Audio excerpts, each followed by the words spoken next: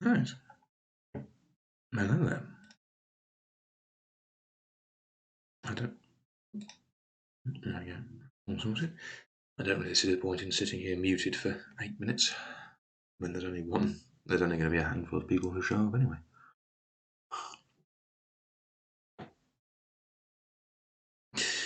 So I won't have any idea. I don't have any idea whether you're someone new or someone returning from this morning. I won't know until. I might not even know after I see the stream analytics. There is somewhere that tells me about unique viewers, but I wouldn't know how to find it off the top of my head. Not yet, anyway. So, yes, in 7.5 minutes,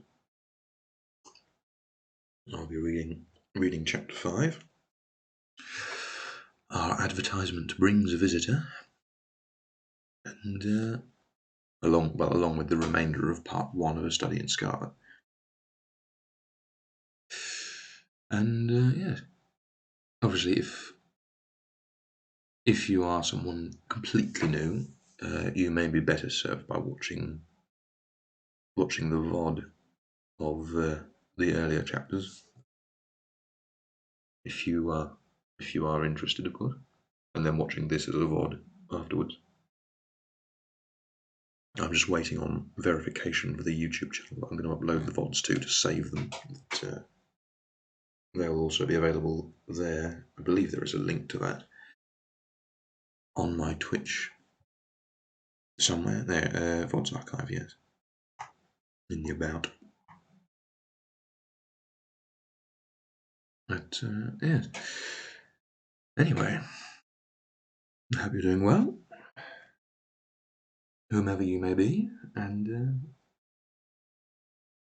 should you remain here while I actually do the reading, I hope you enjoy the stream. I suspect my voice is. Oh, hello, there's another person. 2 whole people. It's actually the current record, I believe.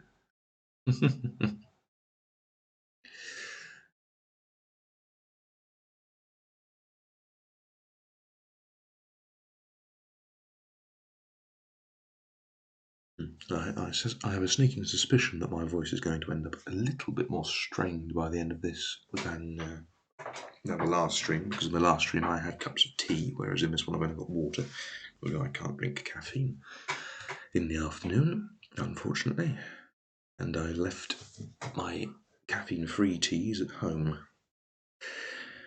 A mistake which I have come to regret. Or, well, I may come to regret it. I may not. Fingers crossed. I have to imagine that I have to imagine that the statistical likelihood of more people showing up is higher in the afternoon, because I suspect that. Let me close everything extraneous. I don't need to be. I've only got so much internet. I don't need to be wasting it looking at my own stream.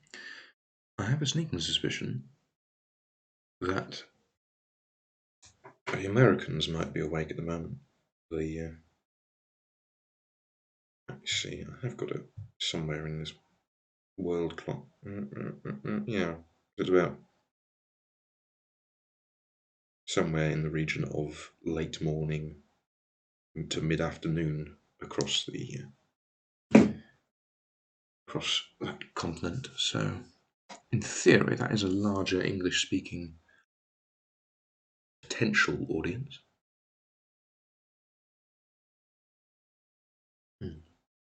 As I did say in the last stream, if anyone has any advice or anything that particularly stood out about the stream that drew them to it, although I can't imagine there would be, other than simply the fact that it's Sherlock Holmes. It's really the only defining feature of it that I'm aware of. So, if I can keep a consistent viewership of 2 people throughout the stream. That would be nice. That would match the previous one.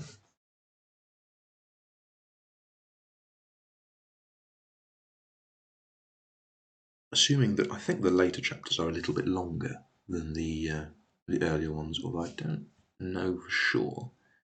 I've got 3 minutes. I think I can figure things out there. Let's see. Let's compare. Chapters 5 to 7 are how many words in total? As I was saying, I've transferred that is 9,000 as opposed to what I read this morning in about an hour and a half. That's navigation. There we go. So what I read through this morning consists of. Sit here while it very slowly scrolls upward.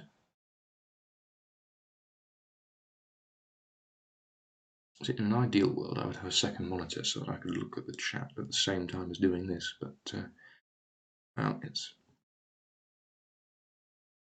that's the sort of thing I would invest in at a later date, I think, if this sees any success beyond being a hobby. 12,000, yeah, so they're about 3,000 words a chapter consistently. So yeah, this should take this reading through chapter 5 through chapter 7 should probably take about an hour and 10 or 15 minutes, I would think.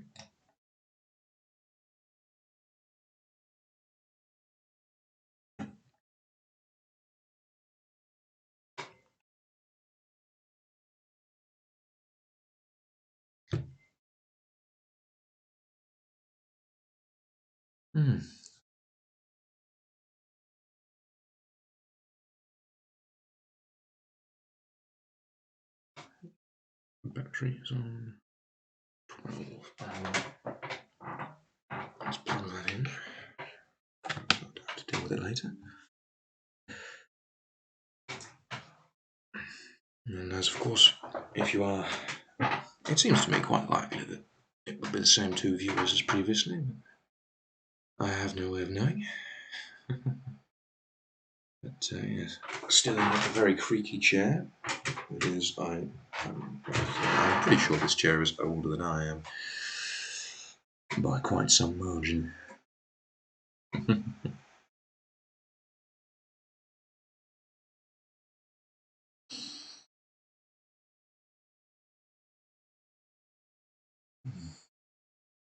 So I think cold water is not quite so lubricating as warm tea when it comes to the throat. I don't think I'm already feeling tightness in there already. It's only been 10 minutes. Anyway,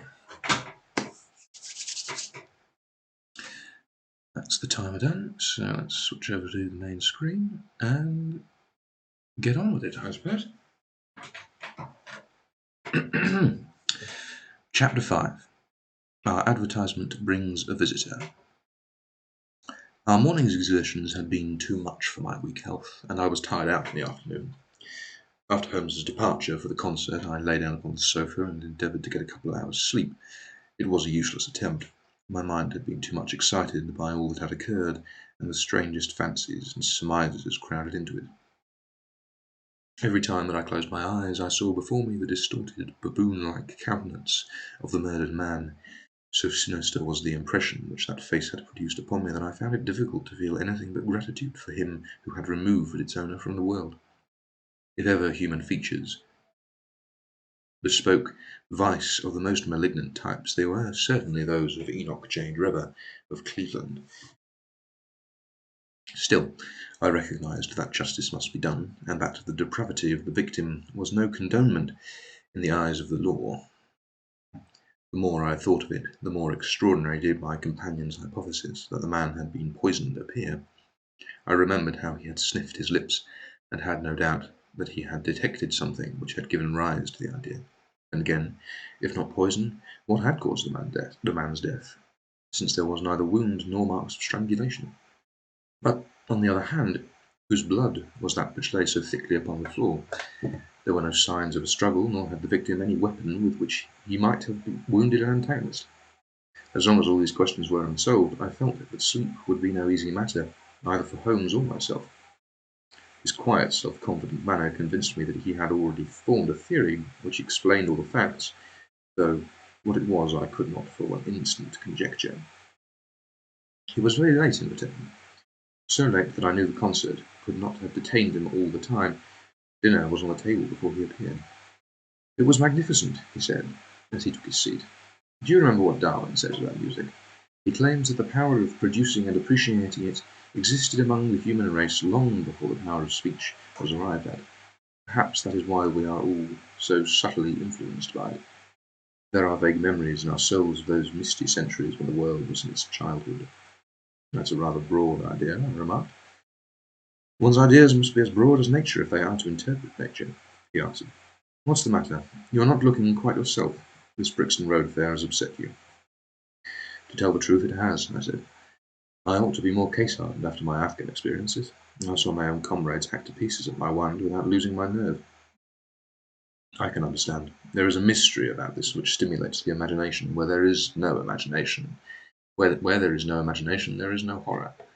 Have you seen the evening paper?" "No." "It gives a fairly good account of the affair. It does not mention the fact that when the man was raised up, a woman's wedding ring fell upon the floor. It is just as well that it does not." "Why?" "Look at this advertisement," he answered. "I had one sent to every paper this morning immediately after the affair." He threw the paper across to me, and I glanced at the place indicated. It was the first announcement in the Found column. "In Brixton Road this morning," it ran, "a plain gold wedding ring found in the roadway between the White Hart Tavern and Holland Grove. Apply Dr. Watson, 221B, Baker Street, between 8 and 9 this evening." "Excuse my using your name," he said. "If I used my own, some of these dunderheads would recognize it, and want to meddle in the affair." "That is all right," I answered, "but supposing anyone applies, I had no ring." "Oh, yes, you have," he said, handing me one. "This will do very well. It is almost a facsimile." "And who do you expect will answer this advertisement?" "Why, the man in the brown coat, our florid friend with the square toes. If he does not come himself, he will send an accomplice." "Would he not consider it as too dangerous?" "Not at all. If my view of the case is correct, and I have every reason to believe that it is, this man would rather risk anything than lose the ring.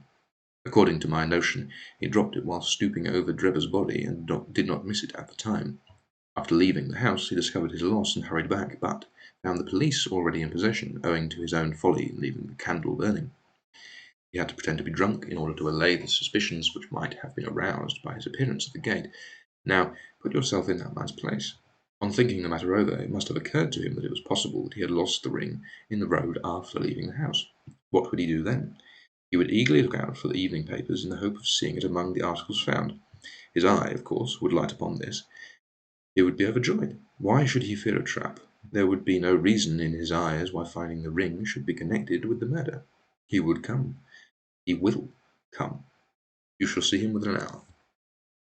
"And then?" I asked. "Oh, you can leave me to deal with him then. Have you any arms?" "I have my old service revolver and a few cartridges." "You had better clean it and load it. He will be a desperate man, and though I shall take him unawares, it is as well to be ready for anything." I went to my bedroom and followed his advice. When I returned with the pistol, the table had been cleared, and Holmes was engaged in his favourite occupation of scraping upon his violin. "Plot thickens," he said, as I entered. "I have just had an answer to my American telegram. My view of this case is the correct one." "And that is?" I asked eagerly. My fiddle would be the better for new strings," he remarked. "Put your pistol in your pocket. When the fellow comes, speak to him in an ordinary way. Leave the rest to me. Don't frighten him by looking at him too hard." "It is 8 o'clock now," I said, glancing at my watch. "Yes, he will probably be here in a few minutes. Open the door slightly, that will do. Now put the key on the inside. Thank you. This is a queer old book I picked up at the stall yesterday. De Jure Intelligentes, published in Latin at Liege in the Lowlands in 1642. Charles's head was still firm on his shoulders when this little brown-backed volume was struck off. Random tangent. Who's the printer? Philippe de Croix, whoever he may have been. On the flyleaf, in very faded ink, is written Ex Libris Guillaume White. I wonder who William White was. Some pragmatical 17th century lawyer, I suppose. His writing has a legal twist about it. Here comes our man, I think. As he spoke, there was a sharp ring at the bell. Sherlock Holmes rose softly and moved his chair in the direction of the door. We heard the servant pass along the hall, and the sharp click of the latch as she opened it. Does Dr. Watson live here? Asked a clear but rather harsh voice. We could not hear the servant's reply, but the door closed, and someone began to ascend the stairs. The footfall was an uncertain and shuffling one. A look of surprise passed over the face of my companion as he listened to it. It came slowly along the passage, and there was a feeble tap at the door. "Come in," I cried. At my summons, instead of the man of violence whom we expected,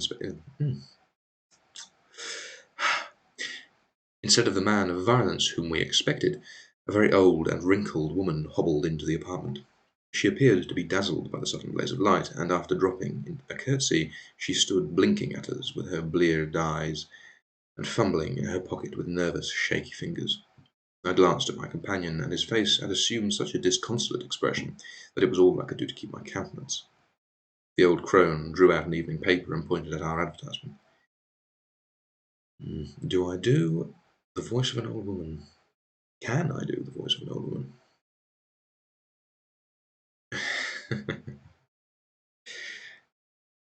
I don't think so. It is this that has brought me, good gentleman, she said, dropping another curtsy. A gold wedding ring in the Brixton Road.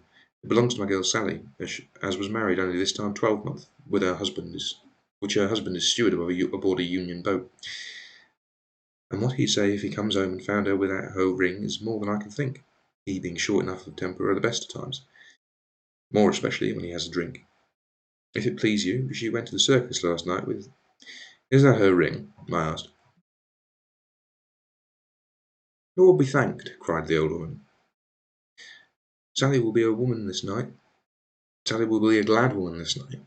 That's the ring. And what may your address be? I inquired, taking up a pencil. 13 Duncan Street, Houndsditch. 13 Duncan Street, Houndsditch. A weary way from here. Brixton Road does not lie between any circus and Houndsditch, said Sherlock Holmes sharply. The old woman faced round and looked keenly at him from her little red-rimmed eyes. This gentleman asked me for my address, she said. Sally lives at lodgings in 3 Mayfield Place, Peckham. And your name is... My name is Sawyer. Hers is Dennis, which Tom Dennis married her. Smart, clean lad too, as long as he's at sea, and no steward in the company more thought of. But when on shore, what with the women and what with the liquor shops... Here is your ring, Mrs. Sawyer, I interrupted, in obedience to a sign from my companion. It clearly belongs to your daughter, and I am glad to be able to restore it to the rightful owner. Many mumbled blessings and protestations of gratitude, with many mumbled blessings. I really need a cup of tea. With many mumbled blessings and protestations of gratitude, the old crone packed it away in her pocket and shuffled off down the stairs. Sherlock Holmes sprang to his feet the moment that she was gone and rushed into his room. He returned in a few seconds, enveloped in an ulster and a cravat. I'll follow her, he said hurriedly. She must be an accomplice, and will lead me to it. Wait up for me. The hall door had hardly slammed behind our visitor before Holmes had descended the stairs. Looking through the window, I could see her walking feebly along the other side, while her pursuer dogged her some little distance behind. Either his whole theory is incorrect, I thought to myself, or else it will be led now to the heart of the mystery. There was no need for him to ask me to wait up for him, for I felt that sleep was impossible until I heard the result of his adventure. It was close upon 9 when he set out. I had no idea how long he might be, but I sat stolidly, puffing at my pipe and skipping over the pages of Henry Murger's Vie de Bohème. 10 o'clock passed, and I heard the footsteps of the maid as they pattered off to bed. 11, and the more stately tread of the landlady passed my door, bound for the same destination. It was upon 12 before I heard the sharp sound of his latchkey. The instant he entered, I saw by his face that he had not been successful. Amusement and chagrin seemed to be struggling for the mastery, until the former suddenly carried the day, and he burst into a hearty laugh. I wouldn't have the Scotland Yarders know about this for the world, he cried, dropping into his chair. I've chaffed them so much that they would never let me hear the end of it. I can afford to laugh, because I know that I will be even with them in the long run. What is it then? I asked.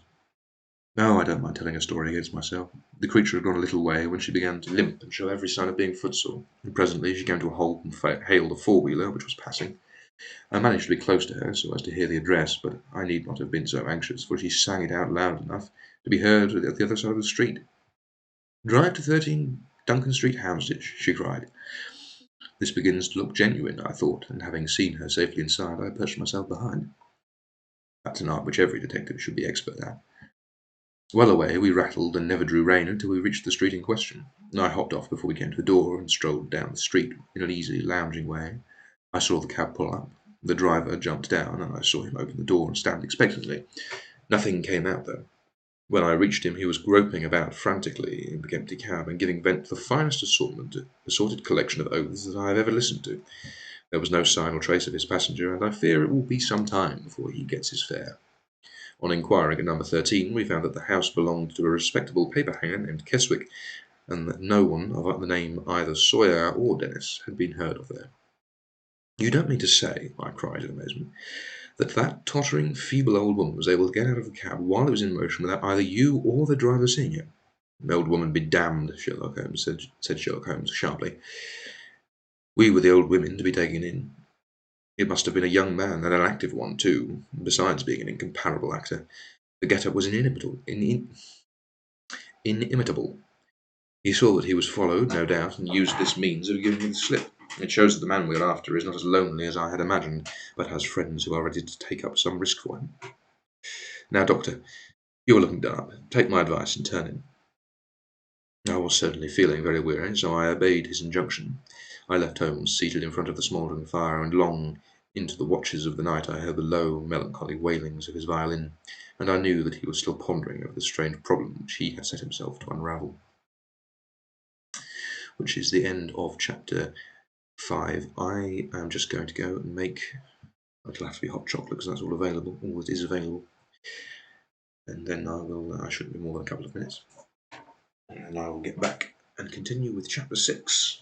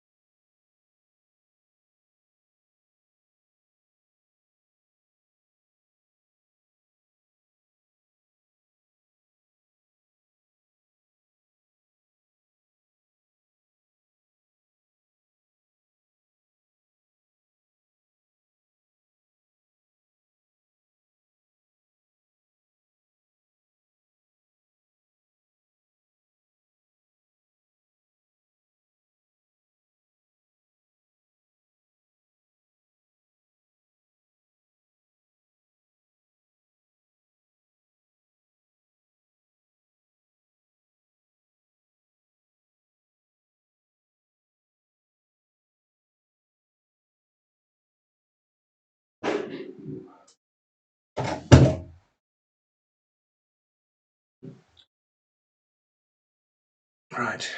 Hopefully that'll cool down fairly quickly.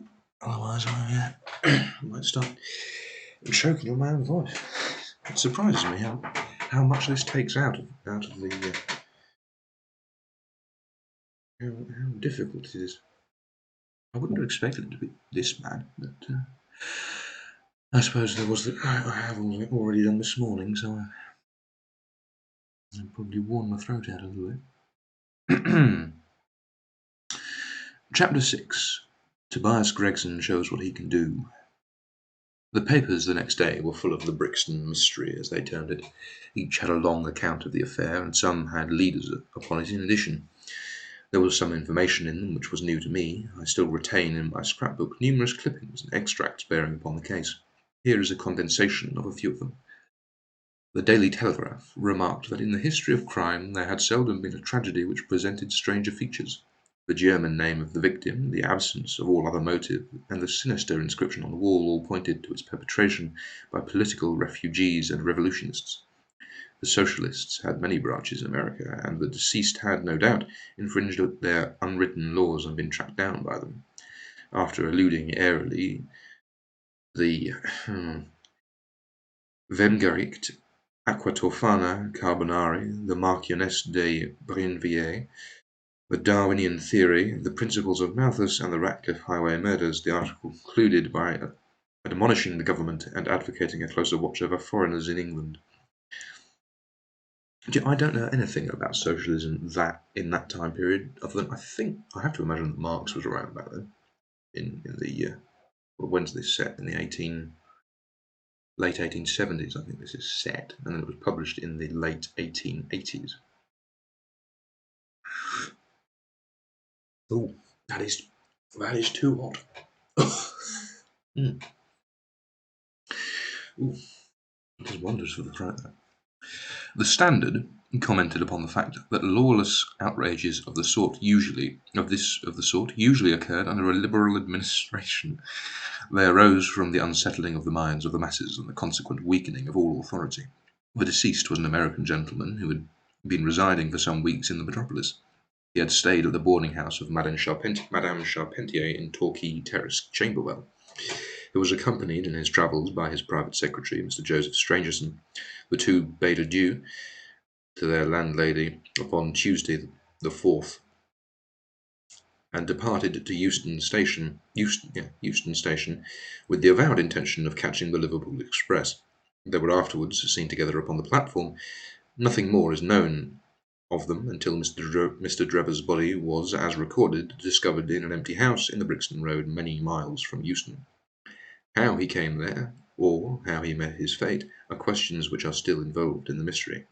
Nothing is known of the whereabouts of Strangerson. We are glad to learn that Mr. Lestrade and Mr. Gregson of Scotland Yard are both engaged upon the case, and it is confidently anticipated that these well-known officers will speedily throw light upon the matter. The Daily News observed that there was no doubt as to the crime being a political one. The despotism and hatred of liberalism, which animated the continental governments, had the effect of driving to our shores a number of men who might have made excellent citizens were they not soured by the recollection of all that they had undergone. Among these men there was a stringent code of honour, and any infringement of which was punished by death. Every effort should be made to find the Secretary Strangerson and to ascertain some particulars of the habits of the deceased. A great step had been gained by the discovery of the address of the house at which he had boarded, a result which was entirely due to the acuteness and energy of Mr. Gregson of Scotland Yard. Sherlock Holmes and I read these notices together over breakfast, and they appeared to afford him considerable amusement. I told you that, whatever happened, Lestrade and Gregson would be sure to score. Well, that depends on how it turns out. Oh, bless you, it doesn't matter in the least. If the man is caught, it will be on account of their exertions. If he escapes, it will be in spite of their exertions. It's heads I win, tails you lose. Whatever they do, they will have followers. Something French. I'm not going to try and read that. I'll only butcher it.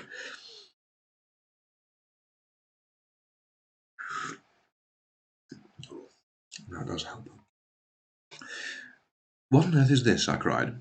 For at this moment there came the pattering of many steps in the hall and on the stairs, accompanied by audible expressions of disgust upon the part of our landlady.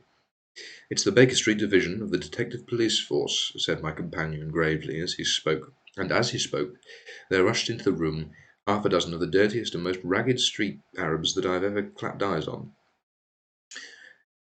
1887. "Attention!" cried Holmes in a sharp tone, and the 6 dirty little scoundrels stood in a line like so many disreputable statuettes. "In future you shall send Wiggins up alone to report, and the rest of you must wait in the street. Have you found it, Wiggins?" "No, sir, we ain't," said one of the youths. "I hardly expected you would. You must keep on until you do. Here are your wages." He handed each of them a shilling. "Now, off you go, and come back with a better report next time." He waved his hand, and they scampered away downstairs like so many rats, and we heard their shrill voices next moment in the street. I believe I did look it up last time I read through this. I'm pretty sure that what was it? It was 1 shilling, wasn't it? Yeah, each of them a shilling. I'm pretty sure a shilling is the equivalent of £3 in 2017's money, because nothing is ever easy. Let's see, shilling. I'm bleeding. I don't know how that happened. Shillings, £2.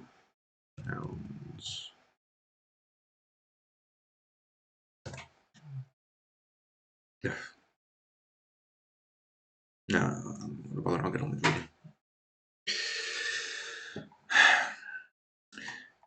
"There's more work to be got out of those little beggars than out of a dozen of the force," Holmes remarked. "The mere sight of an official-looking person seals men's lips. These youngsters, however, go everywhere and hear everything. They're as sharp as needles, too. All they want is organisation." "Is it on this Brixton case that you're employing them?" I asked. "Yes. There is a point which I wish to ascertain. It's merely a matter of time. Hello, we're going to hear some news now with a vengeance. Here is Gregson coming down the road with Beatitude written upon his every feature. Bound for us, I know. Yes, he's stopping. There he is." There was a violent peal at the bell, and in a few seconds the fair-haired detective came up the stairs 3 at a time and burst into our sitting room. I've got to try and remember what voice I gave him. "My dear fellow," he cried, wringing Holmes's unresponsive hand, "congratulate me. I have made the whole thing as clear as day." A shade of anxiety seemed to me to cross my companion's expressive face. "Do you mean that you are on the right track?" he asked. "The right track? Why, sir, we have the man under lock and key." "And his name is Arthur Charpentier, sub-lieutenant in Her Majesty's Navy," cried Gregson pompously, rubbing his fat hands and inflating his chest. Sherlock Holmes gave a sigh of relief and relaxed into a smile. "Take a seat and try one of these cigars," he said. "We are anxious to know how you managed it. Will you have some whisky and water?" "I don't mind if I do," the detective answered. "The tremendous exertions which I have gone through during the last day or two have worn me out. Not so much bodily exertion, you understand, as the strain upon the mind. You will appreciate that, Mr. Sherlock Holmes, for we are both brain workers." "You do me too much honour, Holmes," said Holmes gravely. "Let us hear how you arrived at..." Oops. Said Holmes gravely. "You do me too much honour," said Holmes gravely. "Let us hear how you arrived at this most gratifying result." The detective seated himself in the armchair and puffed complacently at his cigar. Then, suddenly, he slapped his thigh in a paroxysm of amusement. "The fun of it is," he cried, "that foolish Strahd, who thinks himself so smart, has gone off upon the wrong track entirely altogether. I'm making things up now. He's after the Secretary Strangerson, who had no more to do with the crime than the babe unborn. I have no doubt that he has caught him by this time." The idea tickled Gregson so much that he laughed until he choked. "And how did you get your clue?" "Ah, I'll tell you all about it. Of course, Detective Watson, this is strictly between ourselves. The first difficulty which we had to contend with was the finding of this American's antecedents. Some people would have waited until their advertisements were answered, or until parties came forward and volunteered information. That is not Tobias Gregson's way of working. You remember the hat beside the dead man?" "Yes," said Holmes, "by John Underwood and Sons, 129 Camberwell Road." Gregson looked quite crestfallen. "I had no idea you noticed that," he said. "Have you been there?" "No." "Ha!" cried Gregson in a relieved voice. You should never neglect a chance, however small it may seem. To a great mind, nothing is little, remarked Holmes sententiously. Well, I went to Underwood and asked him if he had sold a hat of that size and description. He looked over his books and came on it at once. He had sent the hat to a Mr. Drebber residing at Charpentier's boarding establishment, Torquay Terrace. Thus I got his address. Smart, very smart, murmured Holmes. I next called upon Madame Charpentier, continued the detective. I found her very pale and distressed. Her daughter was in the room too, an uncommonly fine girl she is. She was looking red about the eyes, and her lips trembled as I spoke to her. That didn't escape my notice. I began to smell a rat.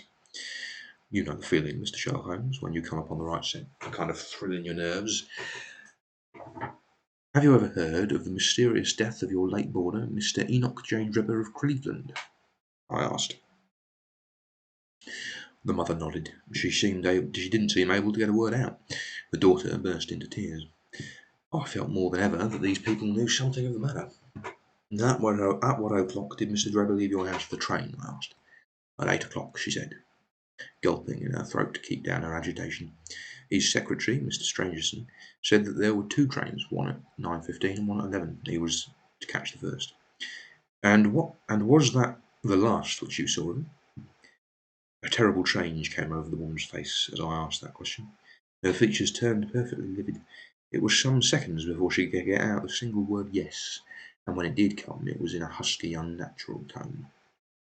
There was silence for a moment, and then the daughter spoke in a calm, clear voice. No good can ever come of falsehood, mother, she said. Let us be frank with this gentleman. We did see Mr. Drebber again. God forgive you, cried Madame Charpentier, throwing up her hands and sinking back in her chair. You have murdered your brother. Arthur would rather we spoke the truth, the girl answered firmly. You had best tell me all about it now, I said. Half confidences are worse than none. Besides, you do not know how much we know of it. On your head be it, Alice, cried her mother, and then, turning to me, I will tell you all, sir, and do not imagine that my agitation on behalf of my son arises from any fear lest he should have his hand in this terrible affair. He is utterly innocent. My dread is, however, that in your eyes and in the eyes of others he may appear compromised. That, however, is surely impossible. His high character, his profession, his antecedents would all forbid it. Your best way is to make a clean breast of the facts, I answered. Depend upon it, if your son is innocent, he will be none the worse.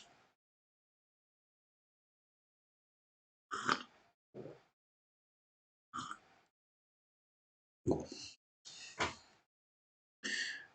perhaps, Alice, you had better leave us together, she said, and her daughter withdrew. Now, sir, she continued, I had no intention of telling you all this, but since my poor daughter has disclosed it, I have no alternative. Having once decided to speak, I will tell you all without omitting any particular. It is your wisest course, I said. Mr. Drebber has been with us nearly 3 weeks. He and his secretary, Mr. Strangerson, have been travelling on the continent. I noticed a Copenhagen label upon one of their trunks, upon each of their trunks, showing that had been their last stopping place. Strangerson was a quiet, reserved man, but his employer, I am sorry to say, was far otherwise. He was coarse in his habits and brutish in his ways. The very night of his arrival, he became very much the worse for drink, and indeed, after 12 o'clock in the day, he could hardly ever be said to be sober. His manners towards the maidservants were disgustingly free and familiar. Worst of all, he speedily assumed the same attitude towards my daughter Alice, and spoke to her more than once in a way which, fortunately, she is too innocent to understand. On one occasion he actually seized her in his arms and embraced her, an outrage which caused his own secretary to reproach him for his unmanly conduct. But why did you stand all this? I asked. I suppose that you can get rid of your boarders whenever you wish. Mrs. Charpentier blushed at my pertinent question. Would to God that I had given him notice that very day, the very day he came, she said. But it was a sore temptation. They were paying £1 each day, £14 a week. A pound a day each, £14 a week. And this is the slack season. I am a widow, and my boy is in the navy, and my boy in the navy has cost me much. I grudged to lose the money. I acted for the best. This last was too much, however, and I gave him notice to leave on account of it. That was the reason of his going. Well, my heart grew light when I saw him drive away. My son is on leave just now, but I did not tell him any of this, for his temper is violent, and he is passionately fond of his sister. When I closed the door behind them, a load seemed to lift from my mind. Alas, in less than an hour there was a ring at the bell, and I learned that Mr. Drebber had returned. He was much excited, and evidently the worse for drink. He forced his way into the room where I was sitting with my daughter, and made some incoherent remark about having missed his train. He then turned to Alice, and before my very face proposed to her that she should fly with him. "You are of age," he said, "and there is no law to stop you. I have money enough and to spare. Never mind the old girl here, but come along with me now, straight away. You shall live like a princess." Poor Alice was so frightened that she shrunk away from him, but he caught her by the wrist and endeavoured to draw her towards the door. I screamed, and at that moment my son, Arthur, came in the room. What happened then I do not know. I heard oaths and confused sounds of a scuffle. I was too terrified to raise my head. When I did look up, I saw Arthur standing in the doorway laughing with a stick in his hand. I don't think that fine fellow will trouble us again," he said. "I will just go after him and see what he does with himself." With those words, he took his hat and started off down the street. The next morning we heard of Mr. Drebber's mysterious death. This statement came from Mrs. Charpentier's lips, with many gasps and pauses. At times she spoke so low I could hardly catch the words. I made shorthand notes of all that she said, however, so that there should be no possibility of mistake. "It is quite exciting," said Sherlock Holmes with a yawn. "What happened next?" Mrs. Charpentier paused, the detective continued. When Mrs. Charpentier paused, the detective continued. "I saw the whole case hung upon one point. Fixing her with my eye in a way which was all I always found effective with women, I asked her at what hour her son returned. "I don't know," she answered. "Not know?" "No, he had a latchkey and let himself in." "After you went to bed?" "Yes." "When did you go to bed?" "About 11. So your son was gone for at least 2 hours?" "Yes." "Possibly 4 or 5?" "Yes." "What was he doing during that time?" "I do not know," she answered, turning white to her very lips. Of course, after that, there was nothing more to be done. I found out where Lieutenant Charpentier was, took 2 officers with me, and arrested him. When I touched him on the shoulder and warned him to come quietly with us, he answered as bold as brass. "I suppose you are arresting me for being concerned in the death of that scoundrel Drebber," he said. We had said nothing to him about it, so that his alluding to it had a most suspicious aspect. "Very," said Holmes. He still carried with him the heavy stick which his mother described him as having with him, and that his mother described him as having with him when he followed Drebber. It was a stout oak cudgel. "What is your theory, then?" "Well, my theory is that he followed Drebber as far as the Brixton Road, when there a fresh altercation arose between them, in the course of which Drebber received a blow from the stick, in the pit of his stomach perhaps, which killed him without leaving a mark. The night was so wet that no one was about, so Charpentier dragged the body of his victim into the empty house. As to the candle, the blood, and the writing on the wall, and the ring, they may all be so many tricks to throw the police to the wrong scent." "Well done," said Holmes in an encouraging voice. "Really, Gregson, you are getting along. We shall make something of you yet." "I flatter myself that I have managed it rather neatly," the detective answered proudly. The young man volunteered a statement, in which he said that after following Drebber some time, the latter perceived him and took a cab in order to get away from him. On his way home he met an old shipmate and took a long walk with him. On being asked where the old shipmate lived, he was unable to give a satisfactory reply. I think the whole case fits together uncommonly well. What amuses me is to think of Lestrade, who started off upon the wrong scent. I'm afraid he won't make much of. Why, by Jove, he is the very man himself."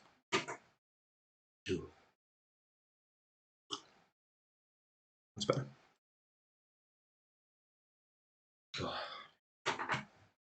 It was indeed Lestrade, who had ascended the stairs while we were talking, and who now entered the room. The assurance and jauntiness which generally marked his demeanour and dress were, however, wanting. His face was disturbed and troubled, while his clothes were disarranged and untidy. He had evidently come with the intention of consulting with Sherlock Holmes, for, on perceiving his colleague, he appeared to be embarrassed and put out. He stood in the centre of the room, fumbling nervously with his hat and uncertain what to do. "This is a most extraordinary case," he said at last. "A most incomprehensible affair." "Ah, you find it so, Mr. Lestrade?" cried Gregson triumphantly. "I thought you would come to that conclusion. Have you managed to find the secretary, Mr. Joseph Strangerson?" "The secretary, Mr. Joseph Strangerson," said Lestrade gravely, "was murdered at Halliday's private hotel about 6 o'clock this morning." Fortunately, I still have half a hot chocolate left, so I'll be able to keep going straight away.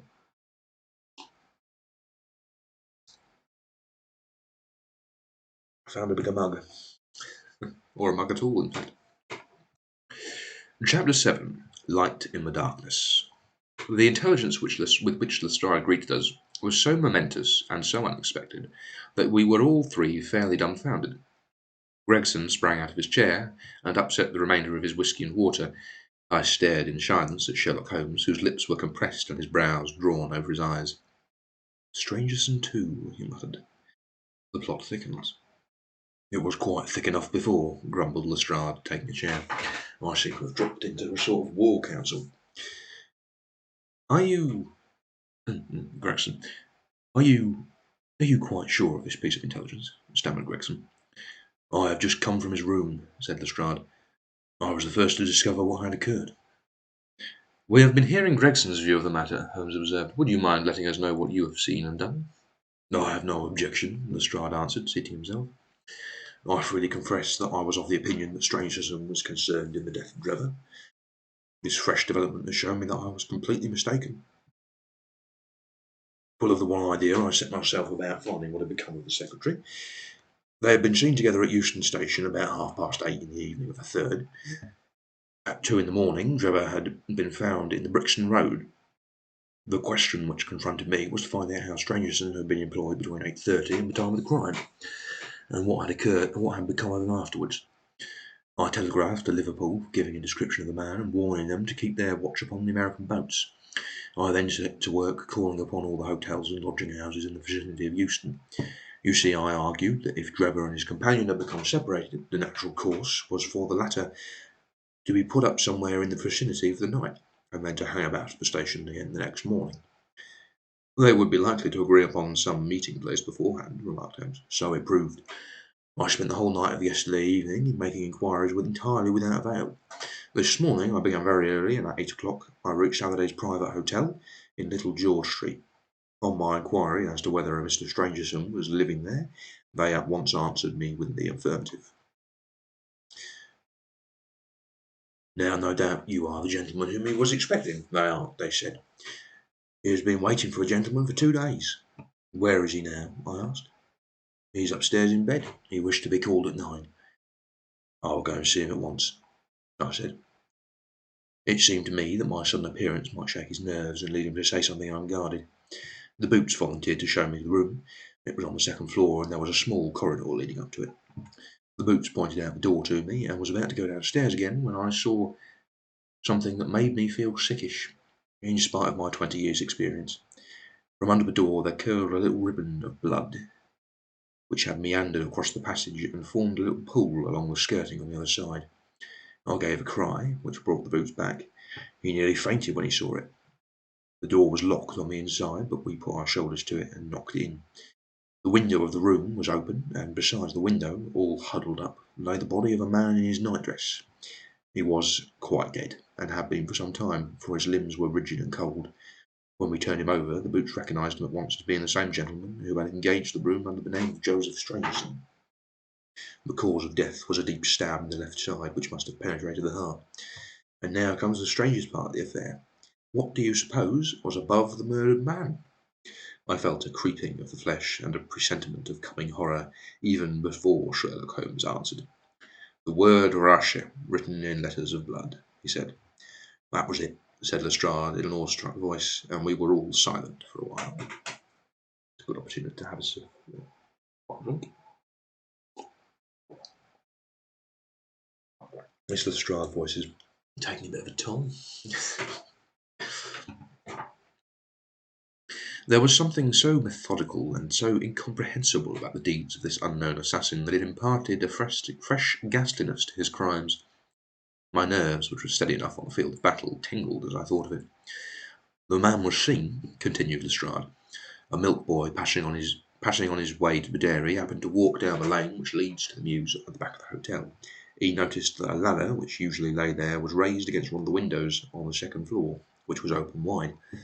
After passing, he looked back and saw a man descend the ladder. He came down so quietly and openly that the boy imagined him to be some carpenter or joiner at work at the hotel. He took no particular notice of him, beyond thinking in his own mind that it was early for him to be at work. He has an impression of the man, that the man was a tall, had a reddish face, was dressed in a long brownish overcoat. He must have stayed in the room some time after the murder, for we found blood-stained water in the basin where he had washed his hands and the marks on the sheet where he had deliberately wiped his knife. I glanced at Holmes on hearing the description of the murderer, which tallied so exactly with his own. There was, however, no trace of exultation or satisfaction upon his face. "Did you find nothing in the room which could furnish a clue to the murderer?" he asked. "Nothing. Strangerson had Drebber's purse in his pocket, but it seems that this was usual, as he did all the paying. There was £80 in it, but nothing was taken. Whatever the motives of these extraordinary crimes, robbery is certainly not one of them. There were no papers or memoranda in the murdered man's pocket, except a single telegram, dated from Cleveland about a month ago, containing the words 'J.H. is in Europe.' There was no name appended to this message." "And there was nothing else?" asked Holmes. "Nothing of any importance. The man's novel, which he had read himself to sleep, with which he had read himself to sleep, was lying upon the bed, and his pipe was on a chair beside him. There was a glass of water on the table, and on the window sill a small chip ointment box containing a couple of pills." Sherlock Holmes sprang from his chair with an exclamation of delight. "The last link!" he cried exultantly. "My case is complete." The two detectives stared at him in amazement. "I have now in my hands," my companion said confidently, "all the threads which have formed such a tangle." That's the last of the hot chocolate. "There are, of course, details to be filled in, but I am as certain of all the main facts from the time that Drebber parted from Strangerson at the station up to the discovery of the body of the latter, as if I had seen it with my own eyes. I will give you proof of my knowledge. Could you lay your hand upon those pills?" "I have them," said Lestrade, producing a small white box. "I took them from them and the purse and the telegram, intending to have them put in a place of safety at the police station. It was the merest chance, but my taking these pills, for I am bound to say I do not attach any importance to them." "Give them here," said Holmes. "Now, doctor," turning to me, "are these ordinary pills?" They certainly were not. They were of a pearly grey colour, small, round, and almost transparent against the light. "From their lightness and transparency, I should imagine that they are soluble in water," I remarked. "Precisely so," answered Holmes. "Now, would you mind going? If you aren't familiar with what happens next, I should warn you. Mild animal cruelty. Well, mild. Well, it's debatable. I mean, Doyle goes to an extent to express well, you'll see." "Precisely so," answered Holmes. "Now, would you mind going down and fetching that poor little devil of a terrier which has been bad so long, and which the landlady wanted you to put out its pain yesterday?" I went downstairs and carried the dog upstairs in my arm. Its laboured breathing and glazing eyes showed that it was not far from its end. Indeed, its snow-white muzzle proclaimed that it had already exceeded the usual term of canine existence. I placed it upon a cushion on the rug. "I will now cut one of these pills in two," said Holmes, and, drawing his penknife, he suited the action to the word. "One half we return into the box for future purposes. The other half I will place in this wine-glass, in which is a teaspoon of water. You perceive that our friend the doctor is right, and that it readily dissolves." "This may be very interesting," said Lestrade, in the injured tone of one who suspects that he is being laughed at. "I cannot see, however, what this has to do with the death of Mr. Joseph Stangerson. Patience, my friend, patience. You will find in time that it has everything to do with it. I shall now add a little milk to make the mixture palatable, and on presenting it to the dog, we find that he laps it up readily enough." As he spoke, he turned the contents of the wine-glass into a saucer and placed it in front of the terrier, who speedily licked it dry. Sherlock Holmes's earnest demeanour had so far convinced us that we all sat in silence, watching the animal intently, and expecting some startling effect. None such appeared, however. The dog continued to lie stretched upon the cushion, breathing in a laboured way, but apparently neither the better nor the worse for its draught. Holmes had taken out his watch, and as minute followed minute, without result, an expression of the utmost chagrin and disappointment appeared upon his features. He gnawed his lip, drummed his fingers upon the table, and showed every other symptom of acute impatience. So great was his emotion that I felt sincerely sorry for him, while the two detectives smiled derisively, by no means displeased at this check with which he had met. "It can't be a coincidence," he cried, at last, springing from his chair and pacing wildly up and down the room. "It is impossible that it should be a mere coincidence. The very pills which I suspected in the case of Drebber are actually found in the death of Stangerson, and yet they are inert. What can it mean? Surely my whole chain of reasoning would have been false. It's impossible. And yet this wretched dog is none the worse. Ah! I have it! I have it!" With a perfect shriek of delight, he rushed to the box, cut the other pill in two, dissolved it, added milk, and presented it to the terrier. The unfortunate creature's tongue seemed hardly to have been moistened in it before it gave a convulsive shiver in every limb, and lay as rigid and lifeless as if it had been struck by lightning. Sherlock Holmes drew a long breath and wiped the perspiration from his forehead.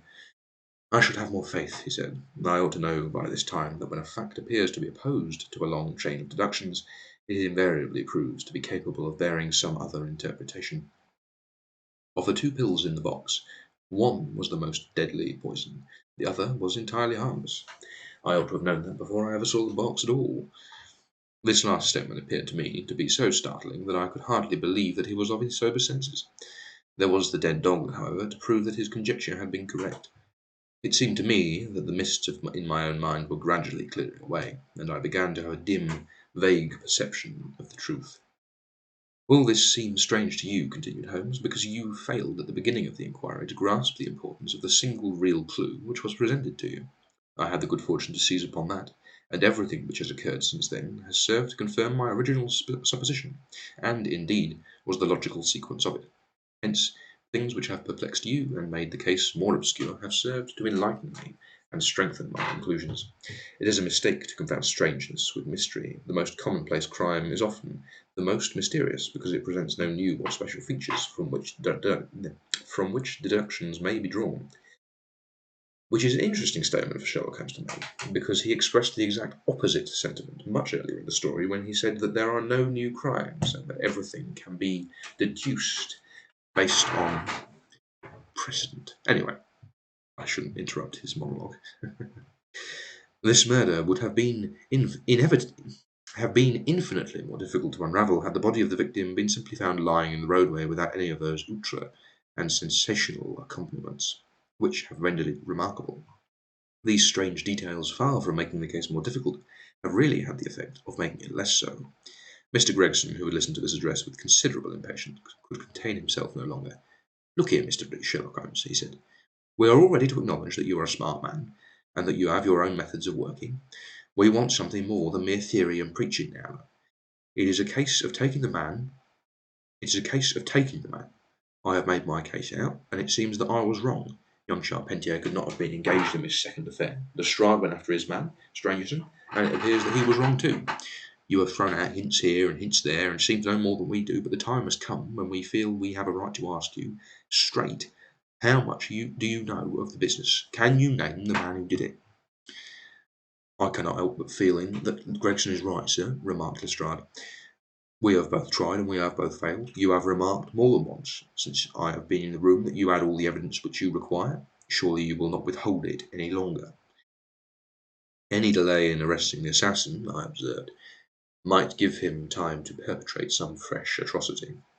Thus pressed by us all, Holmes showed signs of irresolution. He continued to walk up and down the room, with his head sunk on his chest and his brows drawn down, as was his habit when lost in thought. "There will be no more murders," he said at last, stopping abruptly and facing us. "You can put that consideration out of the question.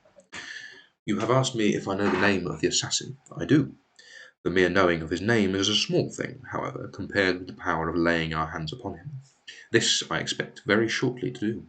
I have good hopes of managing it through my own arrangements. But it is a thing which needs delicate handling, for we have a shrewd and desperate man to deal with, who is supported, as I have had occasion to prove, by another who is as clever as himself. As long as this man has no idea that anyone can have a clue, there is some chance of securing him. But if he has the slightest suspicion, he would change his name and vanish in an instant among the 4,000,000 inhabitants of this great city. Without meaning to hurt either of your feelings, I am bound to say that I consider these men to be more than a match for the official force, and that is why I have not asked your assistance. If I fail, I shall fail. Of course, If I fail, I shall, of course, incur all the blame due to this omission, but that I am prepared for. At present I am ready to promise that the instant I can communicate with you without endangering my own combinations, I shall do so."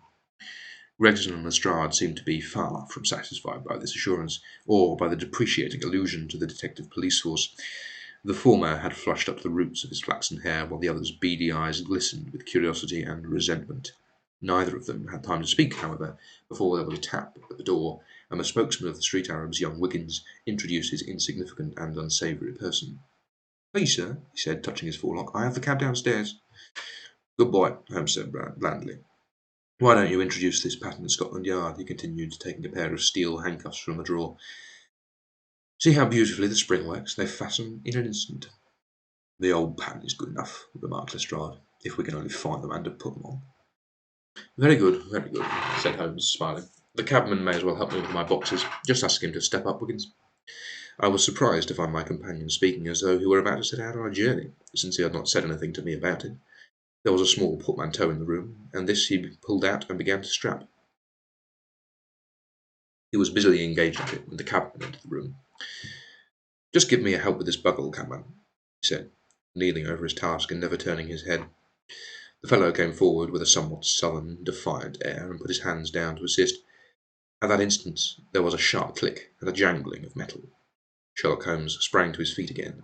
"Gentlemen," he cried, with flashing eyes, "let me introduce to you Mr. Jefferson Hope, the murderer of Enoch Drebber and of Joseph Stangerson." The whole thing occurred in a moment, so quickly that I had no time to realize it. I have a vivid recollection of that instant, of Holmes's triumphant expression, and the ring of his voice, of the cabman's dazed, savage face as he glared at the glittering handcuffs, which had appeared as if by magic upon his wrists. For a second or two we might have been a group of statues. Then, with an inarticulate roar of fury, the prisoner wrenched himself free of Holmes's grasp, and hurled himself through the window. Woodwork and glass gave way before him, but before he got through, Gregson, Lestrade, and Holmes sprang upon him like so many staghounds. He was dragged back into the room, and then commenced a terrific conflict. So powerful and so fierce was he, that the four of us were shaken off again and again. He appeared to have the convulsive strength of a man in an epileptic fit. His face and hands were terribly mangled by his passage through the glass, but loss of blood had no effect in diminishing his resistance. It was not until Lestrade succeeded in getting his hand inside his neckcloth and half strangling him that we made him realize that his struggles were of no avail, and even then we felt no security until we had pinioned his feet as well as his hands. That done, we rose to our feet breathless and panting. "We have his cab," said Sherlock Holmes. "It will serve to take him to Scotland Yard.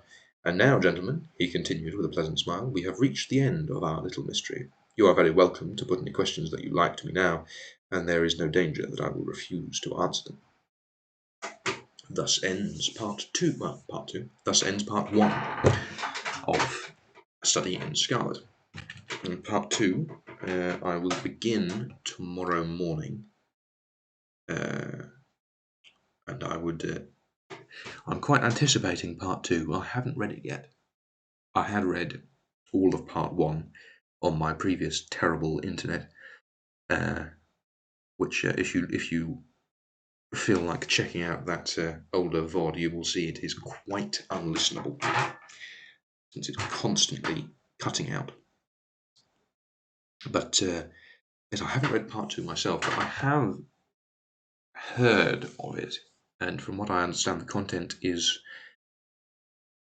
unexpected, to say the least.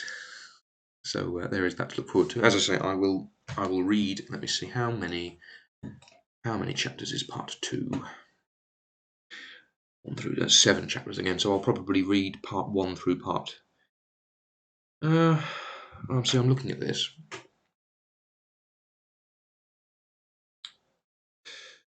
Because chapters 6 and 7 are the end. But I know they're all 3,000-ish words. I'll feel bad if I cut it off. Well,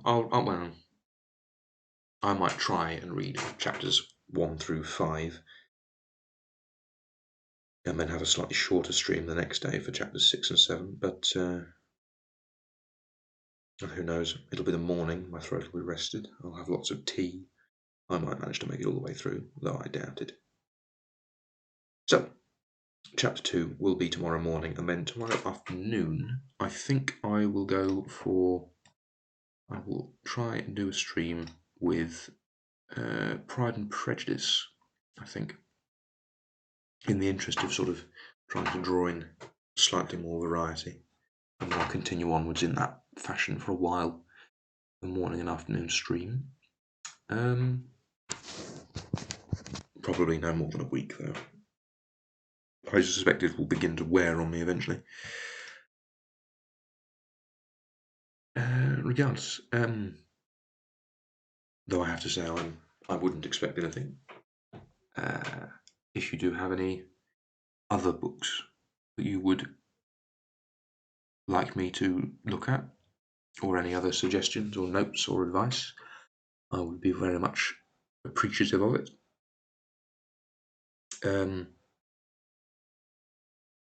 Otherwise, I think I will do my standard. I think I'll wait. Let's say I'll wait until 1 hour and 10 minutes of the stream before ending, I think. I do want, at some point, if I do manage to develop a slightly higher viewer count, I would be interested in trying to do a sort of. If you've ever seen any of the Honest Trailers videos, I'm not quite as impressive a voice as. I don't actually know the name of the person who does that, but essentially just random chaotic sentences suggested by chat that are mildly absurd. Just as a bit of fun at the end of the stream. But unless one of you has something along those lines that you would like to suggest, I suspect that will be something for the future. Regardless, we're coming up on 30 seconds left, so I should think I will be seeing you tomorrow, more than likely. I'd like to hope so, anyway. Yes, it may be a bit earlier in the morning, so it is possible that you might end up having to catch the VOD rather than the stream itself. I don't know. Still, there we go. 1 minute 10. So, as I can't really say good day anymore. I suppose it's good evening. But regardless of any of that, goodbye, and I hope to see you again.